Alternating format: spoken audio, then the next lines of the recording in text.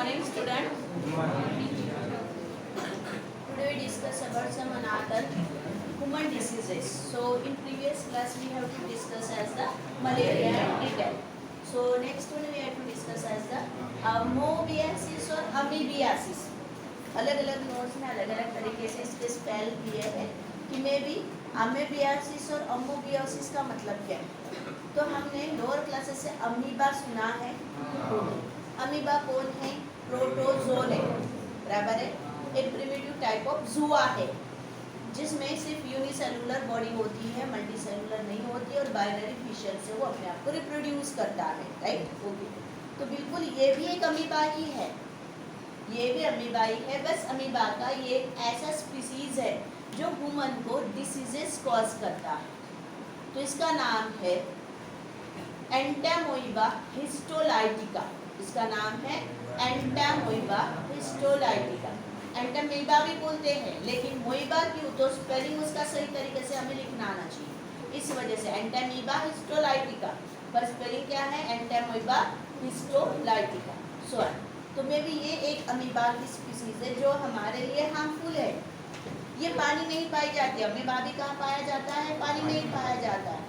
तो ये उसका एक अनादर टाइप ऑफ स्पीसीज है जो मे भी हमारी बॉडी में अगर गलती से वाटर थ्रू, वाटर बॉर्न है, ये पानी के थ्रू अगर पोल्यूटेड वाटर थ्रू या किसी ज़रिए से या मे भी सब्जी भाजी से या मे भी जो भी एक रूट है ट्रांसमिशन का, उससे अगर हमारे पेट में, हमारे बॉडी में चले जाए तो हमें एक तरह का हार्मफुल इन्फेक्शन कॉज कर सकता है. सो तो may B disease named as caused by the entamoeba histolytica is the amoebiasis or amebiasis.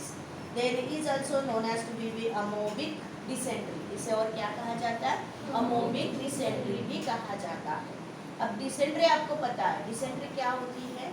इसमें लूज मोशन बोलते हैं हम लोग, बराबर है कि बार बार फ्रिक्वेंटली हम टॉयलेट जाते हैं, मे बी डिफिकेट करने जाते हैं. डिफिकेट यानी हमारे शरीर का वेस्ट मटेरियल बार बार हम डिरेंज यानी जिसे हमने नॉर्मली अ डे में, एक दिन में एक बार दो बार डिफिकेशन करते नॉर्मली. लेकिन ऐसी कंडीशन में हम दिन में 5-5, 10-10, 15 मिनट के बाद, आधे घंटे बाद, कई बार फ्रीक्वेंटली डिफिकेशन करना शुरू कर देते. इस कंडीशन को क्या नाम देते? डिसेंट्री. या कभी कभी सीवियर हो जाए तो इसी को नाम देते हैं डायरिया. इसी को नाम देते हैं डायरिया. ओके.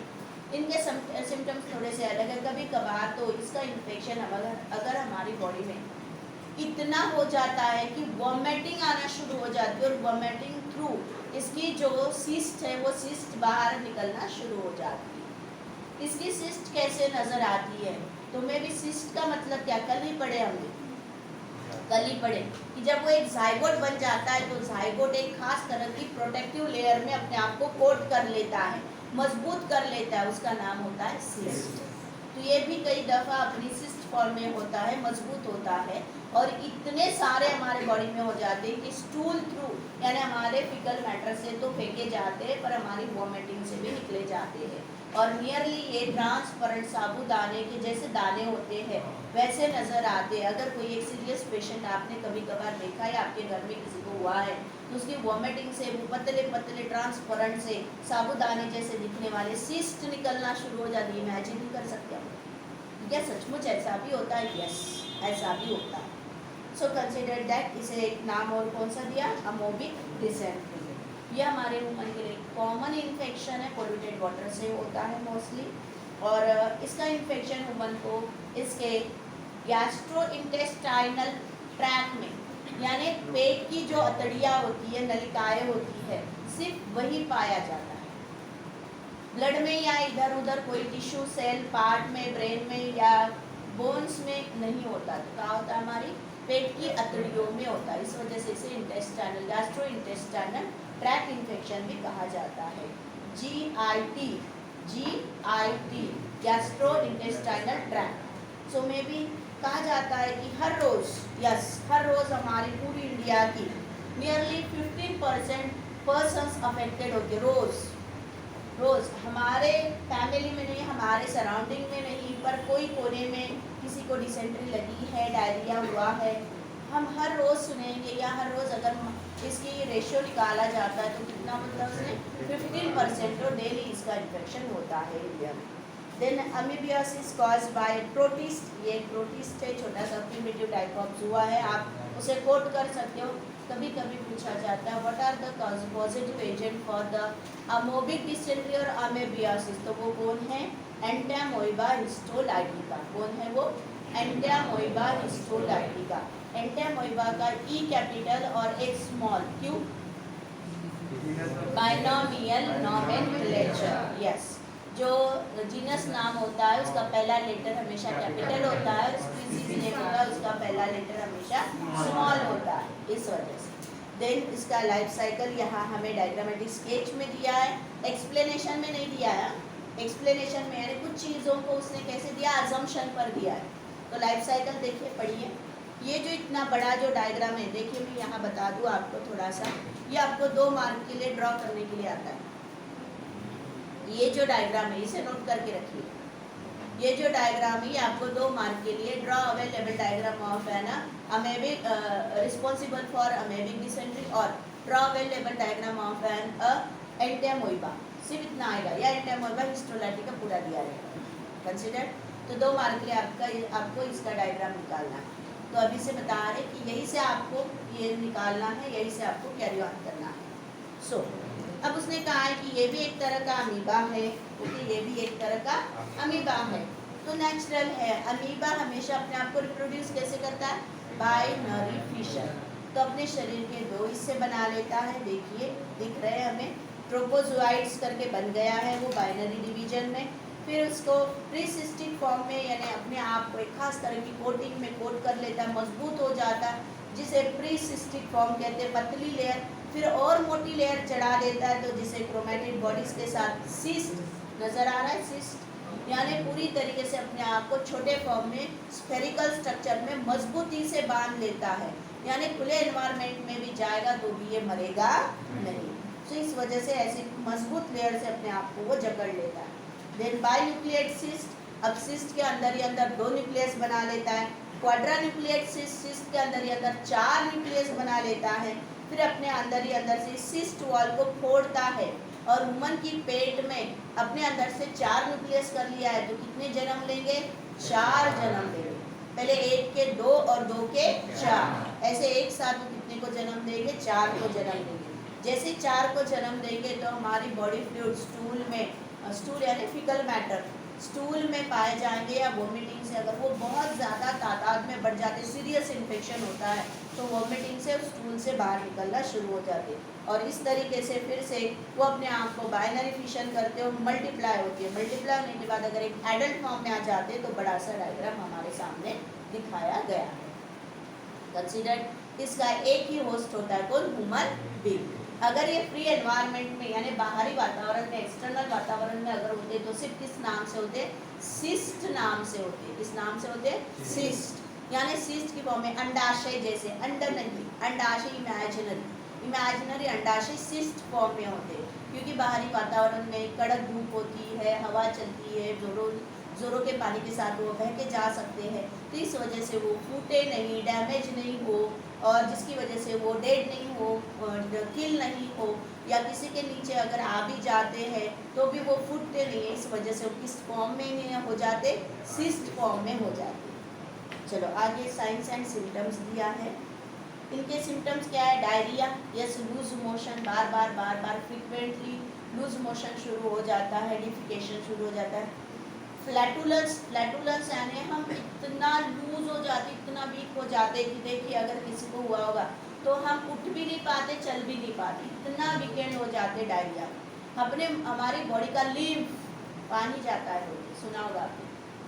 अगर किसी पर्सन को 3 से ज़्यादा वोमिटिंग होती है तो बोलते हैं ना शरीर का पानी निकल गया। यस, पानी यानी कौन? लिम्फ। हमारे शरीर का लिम्फ बह जाता है, थ्रोन आउट हो जाता है, वेस्ट आउट हो जाता है, जिसकी वजह से हमारे शरीर में इम्यून शक्ति नहीं बची रहती, वीकेंड हो जाते हैं, flatulence. Then stool with mucus, stool यानी जो फिकल मैटर तो होती है वो पतली सी होती है और चिकट होती है। म्यूकस यानी हमारे शरीर का जो लीफ है, चिकट वाले जितने भी ऑर्गन सिक्रीशन बनाते हैं वो सारे वेस्ट आउट, हमारे शरीर में नरिशमेंट के लिए रुकता ही नहीं। Then and abdominal pain cramps are common mostly right की तरफ हमारे पेट के राइट हिस्से में इसके पेन ज़्यादा दर्द उठना शुरू हो जाते हैं। तो एब्डोमिनल पेन यानी पेट में दर्द उठते रहता है, ये कॉमन है, ये उसकी पहली निशानी है। बोलते जल रहा है, दर्द हो रहा है, बोलते ना कि जैसे जिस समय में डायरिया डिसेंट्री होती थी, इतनी जलन होती है पेट में, इतना दर्द होता है कि वो इंसान चिल्लाता है और ज़ोरों से मतलब ऐसे पैनिक हो जाता है कि उसे कुछ सहन नहीं होता, फिर उसे एडमिट करके सलाइन लगाते हैं। और जिसमें सीरियस होता है, आपको बता दें नागपुर में इसका एक स्पेशल दवाखाना है, हमारे शायद यहाँ गवर्नमेंट में इसकी कोई फैसिलिटी नहीं। इस पर्सन में जब सीरियस इन्फेक्शन होता है तो उसे कुछ भी सूद नहीं होती, खुद भी कॉन्शियसनेस नहीं होता, मुंह से यहाँ फटाफट एक के ऊपर एक वॉमिटिंग शुरू रहती है पूरे उसके शरीर पर, बेड में, कपड़ों के ऊपर, और इधर से स्टूल निकलते रहता है। ऐसे पर्सन के लिए एक स्पेशल टाइप ऑफ बेड बनाया जाता है, जो एक स्पेशल वार्ड होता है। नागपुर में आपने सुना होगा, नहीं सुना होगा, कोई रिलेटिव होंगे तो कभी पूछना, इमाम बाड़ा करके एक एरिया है, वहाँ एक दवाखाना बना इसका। उसमें गडर लाइन की जो पाइप लाइन है वो सीधा बेड में अटैच होती पाइप्स, और उसका स्टूल यानी ऐसे पेशेंट को नियरली यानी कपड़ों के साथ नहीं रखा जाता, और में भी जो स्टूल निकलता है तो उसी समय में उसका स्टूल वहीं से पाइप लाइन के ऊपर से ही गड्ढा होता है उस बेड में, उसी के ऊपर लिटाया जाता है और उसी के साथ वो वेस्ट आउट होकर उस पाइप से वॉश ऑफ किया जाता है। यानी उसकी गंदगी से उसे और इन्फेक्शन नहीं होना चाहिए। और वॉमिटिंग होती तो उसके लिए उसी के पास एक थैली लगा देते, या फिर जो नर्स वगैरह होती कंटिन्यू उसके पास कोई बर्तन लेके बैठते और डिफिकेट करना शुरू होता है, या फिर ऐसे कुछ बेसिन्स बनाए जाते हैं उनकी बेड के पास कि जैसे आती तो वो सिर्फ मुँह में डाल के रखे रहता है कि उधर चलते रहते हैं।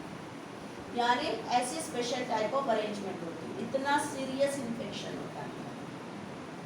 और उनकी वॉमिटिंग में क्या निकलता है, पानी, और पानी के साथ सिर्फ वाइट कलर की सिस्ट, कुछ खाना नहीं होता, कुछ नहीं होता। आपने देखा होगा कि कई दफ़ा बहुत ज़्यादा फ्रिक्वेंटली वॉमिटिंग होती है, सिर्फ पानी निकलता है वॉमिटिंग में। तो लाइक इस तरीके से इतना इन्फेक्शन सीरियस होता है उनकी बॉडी में। स्टूल में कोई फिकल मैटर नहीं निकलता, पानी और सिर्फ सिस्ट निकलती है, स्वान। तो जिसका इन्फेक्शन किसी दूसरे पर्सन में ना हो, अगर एक दो भी अगर किसी के हाथ में, पैर में अगर चिपक जाए तो मुंह से फिको ओरल यानी ओरल से माउथ से अगर उसकी पेट में गए तो दूसरे को इन्फेक्शन, यानी उसके साथ रहने वाले को भी इन्फेक्शन हो सकता है इसका। यस, तो मे भी इस वजह से उस पर्सन को एक स्पेशल टाइप ऑफ ट्रीटमेंट दी जाती है, एक special type of bed arrange किया जाता है।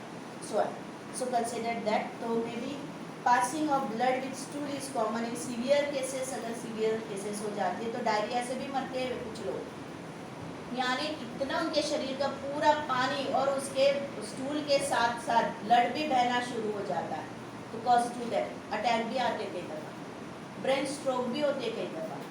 देन हिमेटोमेगाली का मतलब है हिपेटोमेगाली का मतलब है कि उनकी लिवर सेल्स रप्चर होती है, लिवर में घुसते हैं ये, और लिवर सेल्स रप्चर करती है, लिवर में पानी की क्वांटिटी बढ़ती है और लिवर सोलन होना, सूजन चढ़ना शुरू हो जाता है, जिसे कहा जाता है हिपेटोमेगाली। मेगा का मतलब होता है आकार में बड़ा होना, हिपैटिक ऑर्गन का मतलब होता है लिवर आकार से बड़ा होता है, यानी सूजन चढ़ना शुरू हो जाता है, सोलन होना शुरू हो जाता है। कब ऑकर्स की पैरासाइट एंटर द लिवर, कब होता है जब ये पैरासाइट एंटामोइबा जब उसकी लिवर में चढ़ना शुरू कर देते हैं। डेवलप्स अम्योबिक लिवर अपसेस, उस समय में अगर लिवर में चढ़ जाते तो उस समय उस डिसीज का नाम क्या हो जाता है, लिवर अपसेस हो जाता है। Accompanied with fever, pain in right abdomen, fever बुखार भी रहता है कंटिन्यू, और पेट में कंटिन्यू पेन रहता है, राइट यानी हमारे इस तरफ की स्टमक में जो हमारा सोलन पार्ट है उसमें बहुत ज़्यादा दर्द होता है। मोड ऑफ ट्रांसमिशन फिकोरल का मतलब याफिकेशन जो होता है वो सही तरीके से डिस्पोज ना हो। हम इतने कॉन्शियस हैं, हमारे तरफ खुली नालियाँ नहीं है डिफिकेट करने के लिए, यहाँ खुले में शौच नहीं करते। क्यों खुले में शौच नहीं करते, इसी वजह से कंसीडर खुले में शौच क्यों नहीं करते, तो इसी वजह से कि अगर खुले में शौच करते हैं तो तो चलो मानते हैं कि कोई लोग बोलते हैं मिट्टी बदल जाती है, कि मे बी कोई लोग बोलते हैं कि ये फर्टिलाइज हो जाता है फिकल मैटर। पर बारिश में क्या होता है, पानी के साथ बह के वो कहाँ आता है, हमारे ड्रिंकिंग सोर्सेस में आता है, या अदरवाइज हमारे फील्ड में खेती बाड़ी में चले जाता है। ये सीड्स इतने मजबूत है कि मरते नहीं है, ये कहाँ चढ़ जाते हैं, सब्जी भाजियों के ऊपर उछल के, पानी की बूंदों के साथ उछल के सब्जी भाजियों ऊपर आ जाते। वही सब्जी भाजी अगर हमने प्रॉपर तरीके से गर्म पानी में बारिश में नहीं धोई, या सही तरीके से नमक डाल के नहीं धोई है, प्रॉपरली वॉश ऑफ नहीं किया है, तो वो हमारे कहाँ जाएगा, माउथ से पेट में, क्योंकि कुक करने के बाद भी कुछ इनमें से सिस्ट मरती नहीं है। तो इस तरीके से पेट में, यानी फीकल से निकाली गई और कहा गई ओरल से, तो इसे कहा जाता है फीको ओरल रूट, इसे कहा जाता है faeco oral route. Eating with dirty hands, yes, छोटे बच्चों को जंत किरिंग होते बोले हमने, बराबर है। छोटे बच्चों को हमेशा डायरिया डिसेंट्री हमेशा होती, क्यों, इसी वजह से मिट्टी में खेलते, खिलौने मिट्टी में फेंक देते, वही उठाते मुंह में डाल देते, गंदे हाथों से खा लेते, गंदे हाथों से कोई चॉकलेट दे दो उसी हाथों से खा लेंगे, चाट के खाएंगे, उंगलियां मुंह में रखेंगे, तो उसी वजह से मैं भी मोस्टली छोटे बच्चों में, और मैंने कहा था कि आपकी उम्र के बच्चों को ये हैबिट्स ज़्यादा होती है, मुंह तक उंगलियां बार बार जाती है, बराबर है। ओके, कंसिडरेशन कि ये हैबिचुअल होता है, कंसिडर ये हैबिचुअल होता है कि अगर आप यहाँ बैठे हो या कहीं पर जाते हो धूल मिट्टी में, या बस से प्रवास करते हो, तो उसमें कई लोगों की कई बार कई अलग अलग प्रकार की हाथ लगती है, या धूल मिट्टी से यही उड़ के हवा के साथ में भी कहीं आ जाती है, और वही हाथ में हम लोग कभी हाथ से धूल साफ करते हैं, ऐसे कर लिया, हमें लगता है वो क्या क्लीन, फिर उसी हाथ से कोई चॉकलेट देता है, किसी के डब्बे में हाथ डाल के खाते हैं।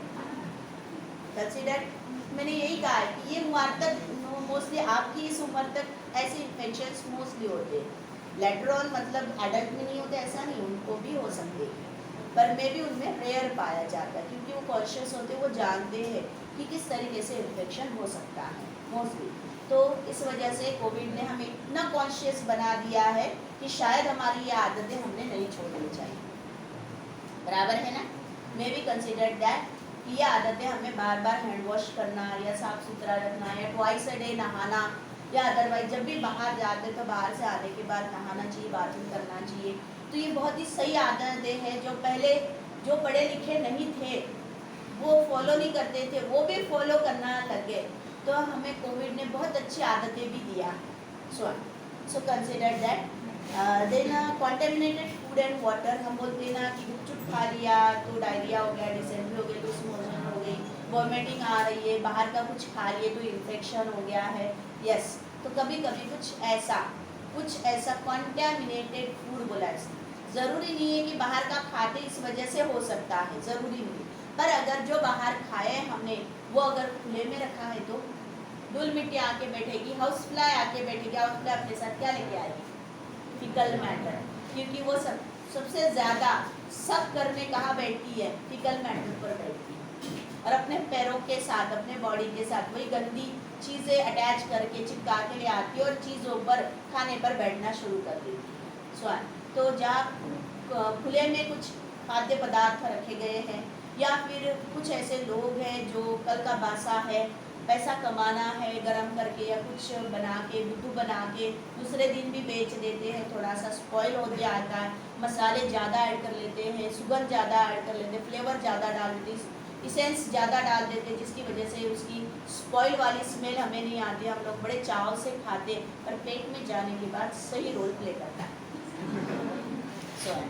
सो देन डायग्नोसिस एंड ट्रीटमेंट, यानी कैसे पहचाना जाएगा।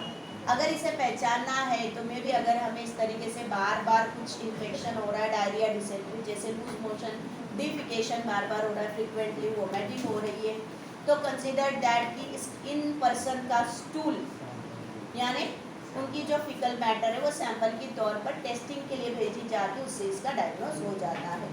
इसके ऊपर ट्रीटमेंट के लिए कुछ दवाएं दी जाती हैं, मेट्रोनिडेजोल और टीनिडेजोल। इसमें सबसे ज़्यादा अगर अवेलेबल है तो ये मेट्रोनिडेजोल मिलती है मार्केट में। अगर हमें पता भी चल जाए मेट्रोनिडेजोल अगर खरीद के ले तो आराम हो सकता है हमारे पेट में जाने के बाद। इन्हें एंटामोeba को किल करने में हेल्प करता है। अगर ये किल होना शुरू हो गई तो नेचुरल है, मल्टीप्लिकेशन नहीं होगी और हमारा इन्फेक्शन नहीं बढ़ेगा और प्रिवेंशन हो जाएगा। चलो अब प्रिवेंशन एंड कंट्रोल यानी होने देने से अच्छा ना होने के लिए क्या करें। बॉइल वाटर पिए, कॉन्टेमिनेटेड फूड या ओपन स्पेसेस वाले जो फूड आइटम्स होते हैं वो ना खाएं, ना खरीदें। बार बार हैंड वॉश करें, हैंड वॉश भी करें अगर हम टॉयलेट गए हैं, अगर आफ्टर फिकल मैटर के बाद यानी डिफिकेशन से आते हैं तो hot water, mostly hot water से हाथ धोओ, क्योंकि अगर हमें इन्फेक्शन है और हमारे फिकल मैटर में ऐसा कुछ है तो वो सिस्ट इतने स्टिकी होते हैं कि हमारे हाथ की किसी कॉर्नर में भी रह सकते हैं, नेल्स में, अदरवाइज किसी कॉर्नर में चिपक के, जो इतने माइक्रोज होते हैं कि हमें नज़र नहीं आती। इस वजह से गर्म पानी क्या करेगा, जल्दी उन्हें छोड़ देता है, जल्दी उन्हें निकाल देता है। हॉट वाटर से, सोप साबुन से धो, साबुन से वही एसिडिक होता है तो जल्दी उन्हें किल करके छोड़ देता है। तो आफ्टर टॉयलेट और चेंजिंग बेबीज डायपर, यानी छोटे बच्चों की डायपर अगर चेंज करते तो उस समय में हमारे कभी कभी हाथ भी गंदे हो जाते, तो उसी वजह से। ड्रिंक बॉयल वाटर, गर्म पानी, बॉयल गर्म पानी नहीं, उबला हुआ पानी। आपके घर में अगर कभी गलती से किसी को कोई बताता है कि मुझे लूज मोशन लगी है, बार बार वोमिटिंग हो रही है, बस फर्स्ट एड अप्लाई करो। आधे घंटे तक, 30 मिनट या 40 मिनट तक छोटी सी गंजी में पानी को उबालो। कितने मिनट तक? 30 मिनट या 40 मिनट तक। उसे कोई दवा भी नहीं दोगे तो भी दिन भर सिर्फ वो पानी पिला। हाँ, 2 घंटे में, 4 घंटे में उसे और 2-4 बार वो डिफिकेशन में जाएगा और बोलेगा यस आराम है, यस।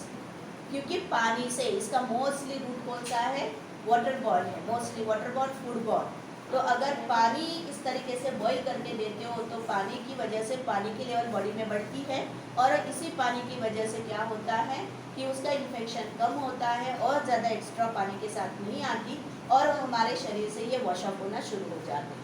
मोस्टली आपके घर में ये फर्स्ट एड है, आप सभी अपने दिमाग में फिट रखिए इस चीज़ को। जिस किसी को ऐसा इन्फेक्शन होता है तो सबसे पहले उसे एक बूंद भी हमारे हुंडी का या कहीं बाहर का पानी नहीं पीने देंगे। आरओ का भी कभी कभी पानी इन्फेक्टेड होता है, तो मैं भी उस समय में सबसे पहले 30 मिनट, 40 मिनट, 45 मिनट अच्छी खासी उबली आने दें और उस पानी को हल्का सा ठंडा करके, मिक्स करके नहीं, ठंडा करके पिलाएं। कंसिडर स्वाइप, ये फर्स्ट एड है, जल्दी आराम होता है। देन में भी फिल्टर्ड, क्लोरीनेटेड अगर पानी है, बॉयल नहीं है तो रोज़ का पानी क्लोरीनेटेड करके पियो, फिल्टर करके छान के पियो। May be avoid the unhygienic food, जैसे खुले पे है, कभी कभी तो बाजू में बाथरूम होती है, जेंट्स लोग बाथरूम करने चले जाते हैं, संडास होती है सार्वजनिक, और उसी बाजू में कुछ खाना बेचने वाले, कुछ फूड आइटम बेचने वाले बैठे होते हैं, नीचे नाली और नाली के ऊपर जेएमपीसी। अब तो बंद कर ली है उनको बोल बोल के, पार्टियाँ वगैरह लगा लिए। पहले तो खुली नालियाँ गंदी पास आती थी और वहाँ वो नूडल्स बेचते थे, चाइनीज़ बेचते थे और बच्चे और सभी लोग बड़े चाव से खाते थे। हाँ, एक रीज़न ये भी हमारी इम्यूनिटी अगर स्ट्रांग है तो हमें कुछ नहीं होना, और जिसकी इम्यूनिटी वीक है उसे कुछ ना कुछ तो इन्फेक्शन कॉज होना है। Then vegetable must be properly washed and cooked, proper sanitary facilities. हाँ, मैंने वही कहा कि हमारे जो टॉयलेट या जो भी होते हैं वो कहाँ है, क्लोज सिस्टम में है, यानी हमारे टॉयलेट्स को टाका बनाया जाता है, बराबर है, सैनिटरी सैक्स बनाई जाती है, तो जिसमें सीधा फिकल मैटर कहाँ जाता है, उस बंद टाके में जाता है, राइट, स्टॉक में जाता है। पर जैसे कुछ सिटीज़ है, सिटीज़ में ऐसे कुछ ड्रेनेज सिस्टम नहीं होती, उनके ओन प्रॉपर सैनिटरी पॉइंट्स नहीं होती, टाके नहीं होते, उन्हें गटर सिस्टम होता है, उनके सीधा उनके संडास का जो या टॉयलेट का जो गंदा पानी या फिकल मैटर होता है बह के कहा जाता है, नालियों में जाता है। पर वो नाली अगर गलती से हमारे ड्रिंकिंग वाटर से पाइपलाइन में जुड़ जाए तो हमें इन्फेक्शन होगा। तो वो नालियाँ सीधा शहर के बाहर लेके आते सब मटेरियल, नाग नदी करके आपने सुना होगा, यस, वो अलग होती है, वो ड्रिंकिंग वाटर में नहीं छोड़ी जाती, वो ओपन स्पेस में जाके ऐसे खुले एरिया में छोड़ी जाती है जहाँ पानी जाके खुद ब खुद क्या होगा, वेपराइज होगा, पर किसी ड्रिंकिंग सोर्स में नहीं पहुँचेगा। ड्रिंकिंग सर्फ में नहीं जाएगा, इस वजह से इजीली उसका इन्फेक्शन हम तक नहीं आएगा। सो वही कहा है उसने कि प्रॉपर सैनिटरी फैसिलिटीज़ होना चाहिए, सीवेज डिस्पोजल होना चाहिए। जैसे हमारे यहाँ होते हैं, खुले में शौच करने नहीं देते इसी वजह से कि उसका इन्फेक्शन हम तक ड्रिंकिंग वाटर या सब्जी भाजी से ओरल से ना आए। सो हेल्प इन प्रिवेंशन, ये प्रिवेंशन है कि ना होने देना, ये पहला फर्स्ट स्टेज है, पहला रेमेडी। आगे एस्कैरियासिस। एस्कैरियासिस में एक छोटा सा वर्म होता है, यस एस्कैरिस में भी sexes are separate, male and female, helminths या नेमाटोड्स भी कहा जाता है। एस्केल्मिन्थ्स में 11th में हम पढ़ चुके हैं। इसका रियल नेम है एस्कैरिस लुम्ब्रिकॉइड्स, अंडरलाइन करके रखो। पॉजिटिव एजेंट कौन है?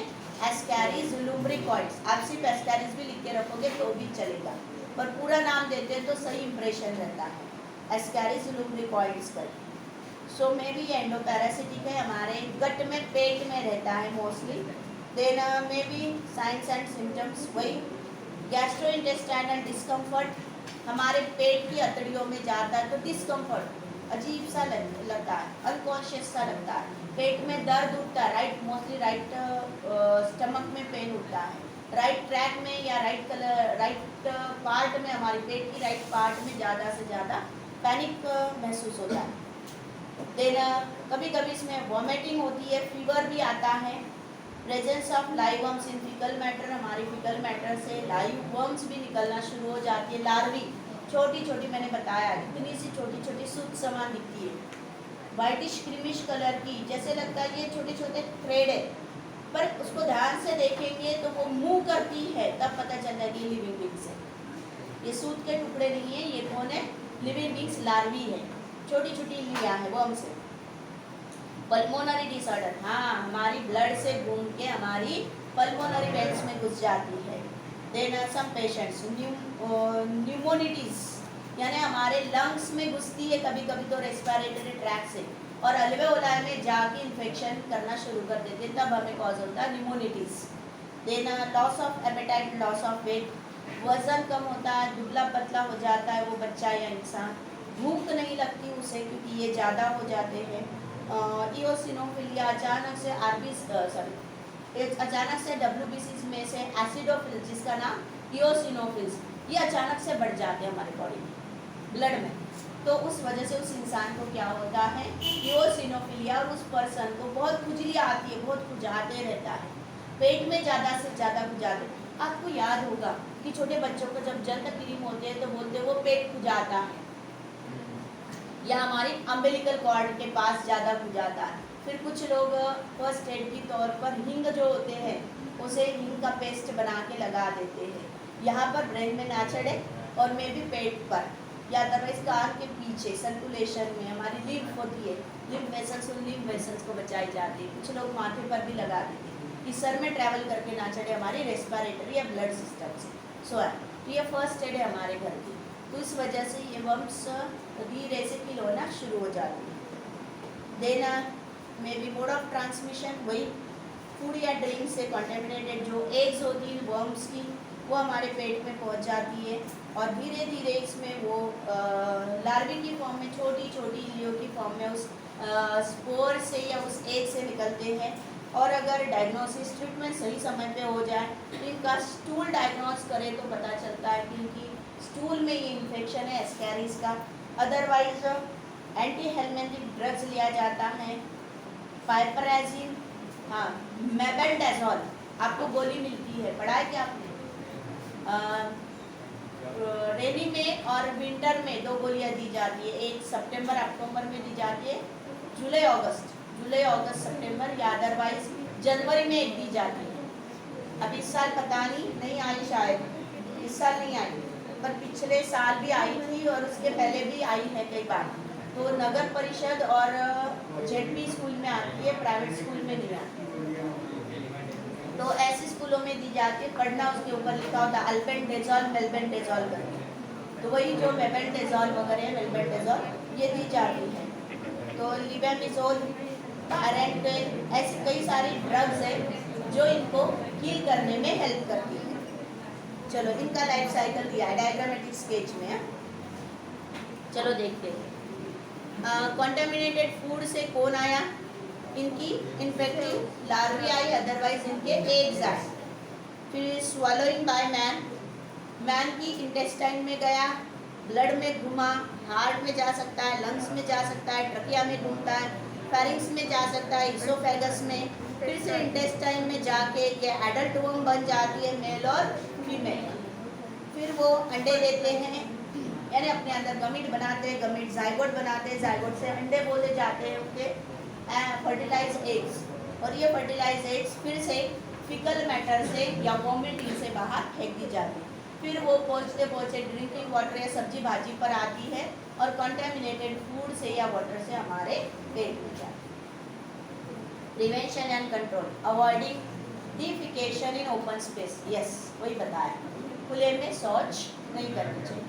Prevent the spread of Ascaris, personal hygienic habits like washing hands with water and soap after toilet, toilet के बाद आने के बाद सोप या वाटर से हैंड वॉश करना चाहिए, या अदरवाइज डिटर्जेंट से या अदरवाइज हॉट वाटर से।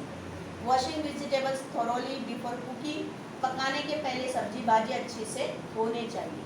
कोई बहुत से लोग गर्म पानी से धोते हैं, अदरवाइज ठंडे पानी में नमक डाल के धोते हैं। अवॉइडिंग रॉ वेजिटेबल्स, कच्ची सब्जी भाजी अवॉइड करो, मोस्टली रेनी सीजन में। कच्ची भाजी सब्जी भाजी खाना, जैसे कुछ लोग मेथी कच्ची खाते कोथिंबीर जैसे, तो वो खाते समय में या खानी है तो थोरोली वॉश करो, या अदरवाइज हल्के से गर्म पानी में धो लेंगे, या अदरवाइज उसे हल्का सा कुक करके खाइए। Maybe then important for the prevention of ascariasis. तो इस तरीके से हम अगर ऐसी कुछ प्रिवेंशन कैरी ऑन करें तो एस्कैरियासिस नहीं होगा। आगे दिया है फाइलेरियासिस, जिसे नाम दिया एलिफेंटियासिस, हत्ती पाय रोग।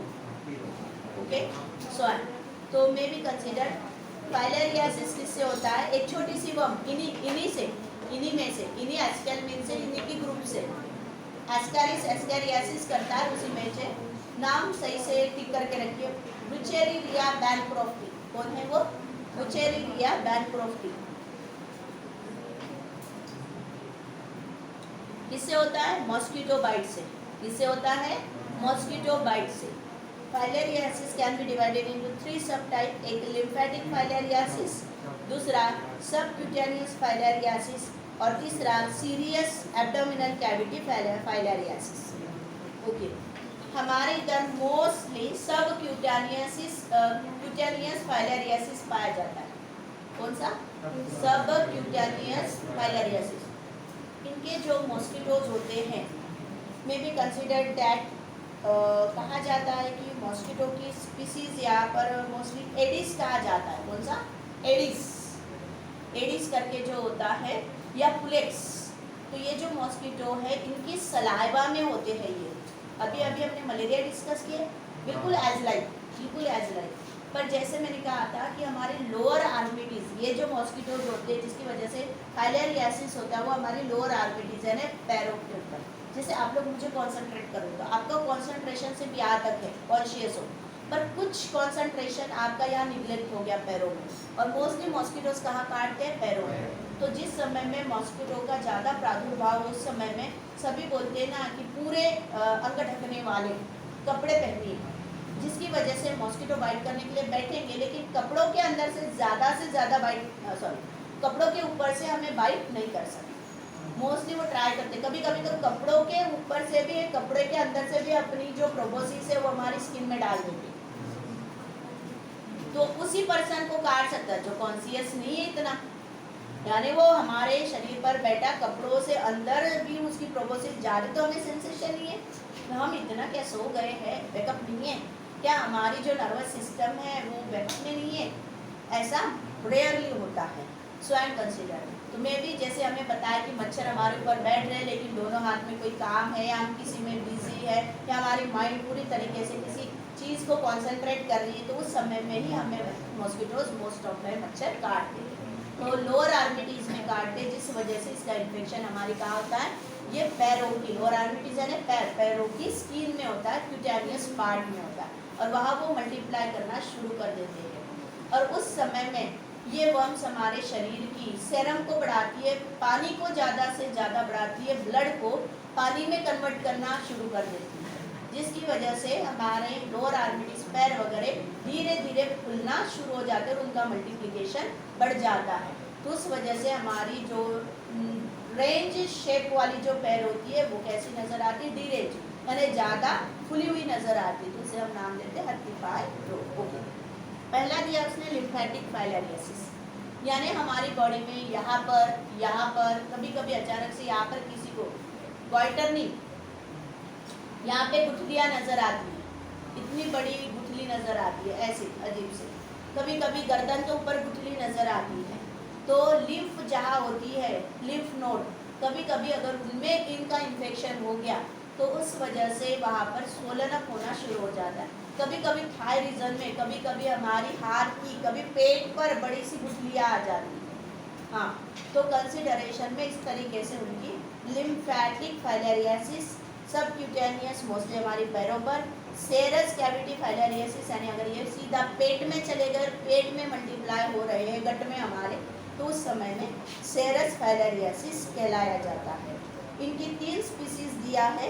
लिम्फेटिक फाइलेरियासिस कॉमन टाइप पाया जाता है, सबक्यूटेनियस हमारी मॉन्सोनेला स्पीसीज से होती हैं, और सेरस भी मॉन्सोनेला स्पीसीज, जिसमें एक्चुअली इसका जो पॉजिटिव एजेंट है वो कौन है, ब्रुचेरेरिया बैनक्रोफ्टी, अंडरलाइन करके रखिए।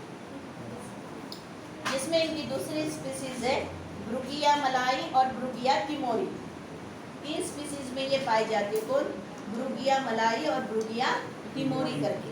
तो आपको कभी कभी give the species of an positive agent for the filaria, उसने क्वेश्चन को घुमा दिया, तो आपको तीनों स्पीसीज के नाम लिखने, कौन कौन, मे बी एज द ब्रुगिया मलाई, ब्रुगिया तिमोरी और ब्रुचेरेरिया बैनक्रोफ्टी, तीनों के नाम देना है।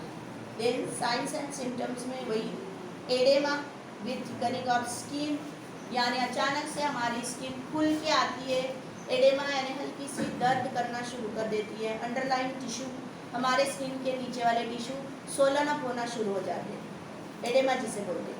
ब्रुचेरिया bancrofti affect the legs, arms, breast, scrotum, यह स्क्रोटम में भी होता है कुछ लोगों को, यानी पिनाइल के नीचे, पिनाइल बॉडी के नीचे, पेनिस के नीचे जो स्क्रोटम होती है वहाँ पर भी होती है।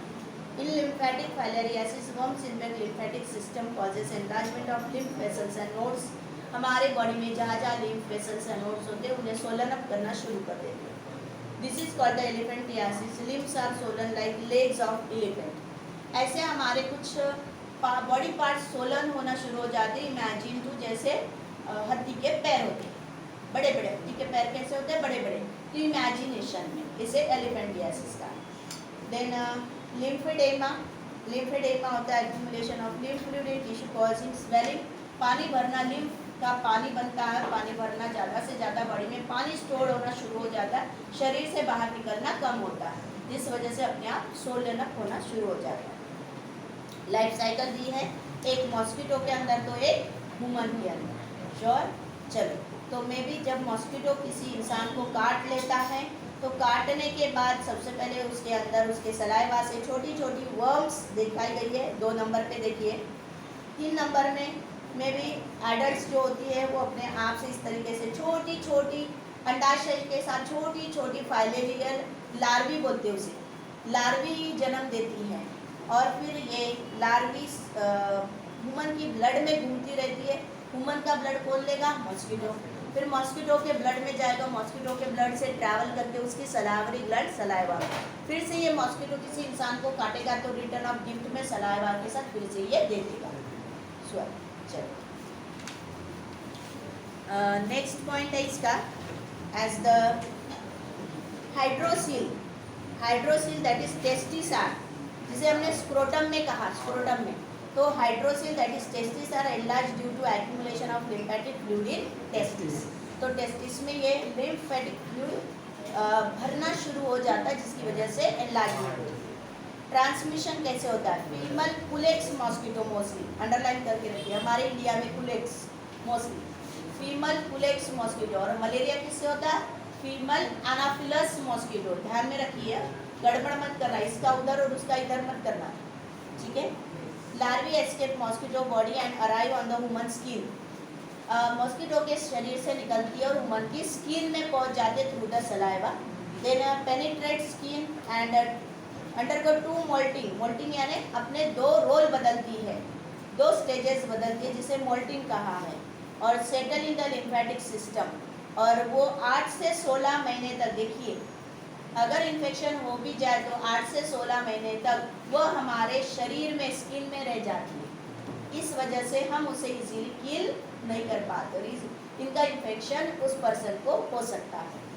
डायग्नोसिस एंड ट्रीटमेंट, अगर कोई सोलन पार्ट होता है तो सबसे पहले उससे कुछ फ्लूइड निकाला जाता है और उसका में भी टेस्ट किया जाता है, यूज ऑफ डाईथील कार्बामेजिन साइट्रेट, ये जो दवा है, गोली है, ये दिन में 2 बार दी जाती है फॉर 3 वीक्स, कितने दिन के लिए, 3 दिन के लिए, और 5 डेज एवरी 6 मंथ्स, 6 महीने तक 5-5 दिन के लिए, जिसे हुआ है उसे नहीं होना चाहिए, इस वजह से हमने सुना है छोटे बच्चे होते तो उसे 2-2 बोलते, थोड़ा सा बड़ा साइज वाला 3-2, एडल्ट है तो दिन में 5-5, एक समय में भी 5-5 गोलियां लेने को बोलते हैं, और अगर ये फाइलेरिया की जो गोली लेते तो उसे नींद आती है, क्योंकि इतना डोज हम एक साथ अगर लेंगे तो नेचुरली हमारी इम्यून सिस्टम उसे रिकॉग्नाइज करेगी ना, कुछ नॉन सेल्फ आया है, और जो हमारी बॉडी सह नहीं पाएगी तो खुद ब खुद हमारा ब्रेन हमें क्या कर देता है, अनकॉन्शियस नींद आना शुरू हो जाती है।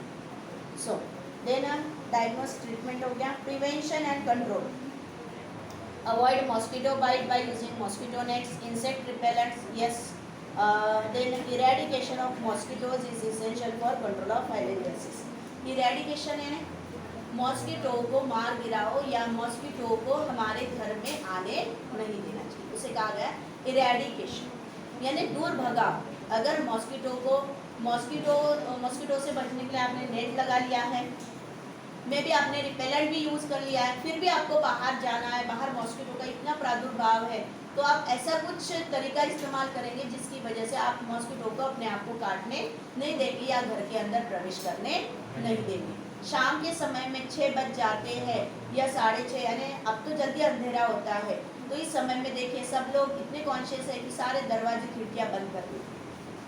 कंसिडर पहले जैसे रूल्स नहीं रहे कि शाम में लक्ष्मी आती है तो दरवाज़ा खुले रखते हैं, अब वो नहीं रहा, बराबर है, हाँ बराबर एक सुपरस्टिशन था ना, आज भी मानते कि शाम के समय में देवता प्रसन्न होती है, शाम के समय में हमारे घर में प्रवेश करती है, तो समय में दरवाजे खुले रखते हैं, आज भी है, बहुत से लोग हैं 5 मिनट के लिए तो भी दरवाज़ा खुला रखते हैं, जब दिए लगाते हैं या जो कोई अपने अपने तरीके से वर्शिपिंग करते हैं शाम को, तो सभी लोग दरवाजे खिड़कियाँ खोल देते हैं, ओके, पर उस समय में मैं भी अपनी अपनी सुपरस्टिशन या अपने अपने भाव में श्रद्धा है तो करते, लेकिन शाम के समय में मोस्टली दरवाजे टिका के रखेंगे, जिस वजह से क्या होगा, मॉस्किटो हमारे घर में प्रवेश नहीं करेगा।